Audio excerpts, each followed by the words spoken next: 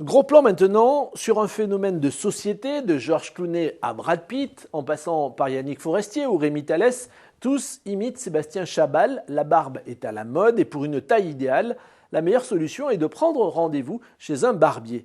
Un tout jeune entrepreneur tarnais a décidé de relancer ce vieux métier. Aziza Poitvin et Corinne Carrière l'ont rencontré. Le premier syndicat de barbiers a été fondé en France au XIe siècle. Les hommes se raseraient même depuis la préhistoire. Du rasage complet à la taille des rouflaquettes, les barbiers entretenaient régulièrement la barbe et la moustache de ces messieurs.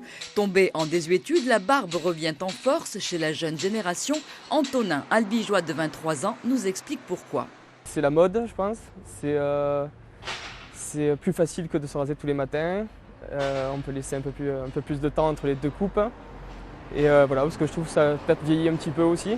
Les filles aiment ça, oui, ça attire pas mal, ouais.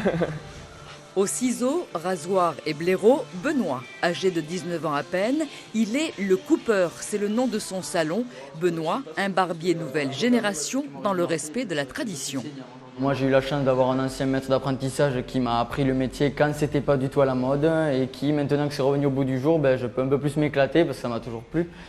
Et comme la mode revient justement en mode hipster, la barbe de 3 jours mais quelque chose de tout le temps bien taillé, bien propre, c'est vrai que quand quelqu'un me demande si je fais la barbe et qu'il me voit à 19 ans, c'est vrai qu'ils apprennent un petit peu. Bon après c'est une fois qu'on a parlé avec eux, qu'ils ont vu comment je travaillais, après ils reviennent. Le métier de barbier reprend donc du poil de la bête. Benoît, aux mains d'argent, espère qu'il ne s'agit pas simplement d'un effet de mode éphémère. Il y a tant de pilosité masculine à sculpter pour un look faussement négligé.